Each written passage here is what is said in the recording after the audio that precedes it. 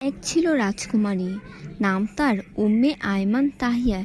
সে ছিল খুবই ভালো মনের মানুষ, ন্যায়পরায়ণ, ধৈর্যশীল এবং দয়ালু প্রকৃতির। সে সারাক্ষণ বাগানে নিজ মনে খেলাধুলো করত, আর খেয়াল কেউ রাখতো না। অন্যদিকে রাজকন্যার সৎমা ছিল অনেক অহংকারী, স্বার্থপর এবং হিংসুটে প্রকৃতির। সে রাজকন্যাকে মোটেই সহ্য করতে পারত না। সে সুন্দর, আর এই সৌন্দর্য নিয়েই তার ভীষণ অহংকার ছিল। রানীর ছিল একটি জাদুর আয়না। আয়নাটি সবসময় সত্য কথাই বলতো। জাদু আয়না, বলো তো কে বেশি সুন্দর? ও আমার রানী, তুমিই বেশি সুন্দর।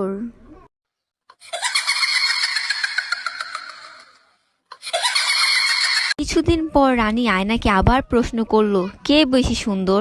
তো আয়না অন্য উত্তর দিল, রানী, আগে তুমি সুন্দর ছিলে, কিন্তু এখন রাজকন্যা বেশি সুন্দর। না না না, এ হতে পারে না। প্রহরী, নিয়ে যাও ওকে জঙ্গলের মাঝে, মেরে ফেলো ওকে। জি রানীমা, ঠিক আছে। রাজকুমারী বাগানে হাঁটাহাঁটি করছিল।